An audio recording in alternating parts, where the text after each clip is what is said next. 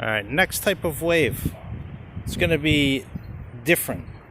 The first type of wave that we did was a motion like this, or like this, or like this, or like this. In all these cases, the disturbance is in the direction that my hand moves, and the motion of the wave is along this medium itself.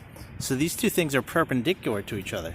But what I can do is I can just take just a single piece of this spring, kind of pluck it, and what you're going to see is that if I release that, it's going to send a pulse through the medium itself. So let me grab a couple coils here, pluck them, and you can kind of see that pulse travel through the wave. The other thing I can do is this.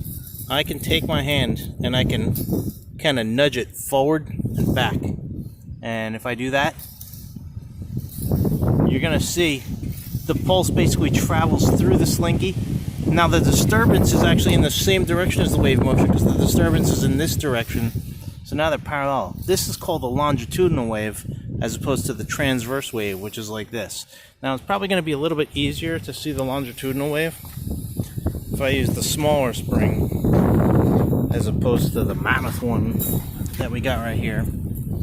So let me get this off and hopefully not tangle it. There we go. Smaller spring here. Grab just a coil here and I'm gonna pluck it so that we get the longitudinal wave traveling through. And it goes really fast, so it's very difficult to see. It'd be nice if I had a slow motion camera, but I don't. So I'm gonna pluck it, and what you're gonna see is that generally it moves through the medium. Again, the wave gets reflected off the end here, and then when it hits my hand, it reflects again. So it's just reflecting back and forth along this medium here. And what I can also do is I can kind of do it with my hand and end up sending a single pulse here.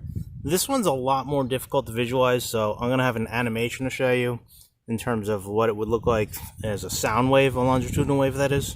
So we'll end up taking a look at that when I do the video lecture. But basically, when we're dealing with a linear medium, the take-home message is you got two types of waves, transverse and longitudinal, and they do have similar behaviors, but they also have different behaviors.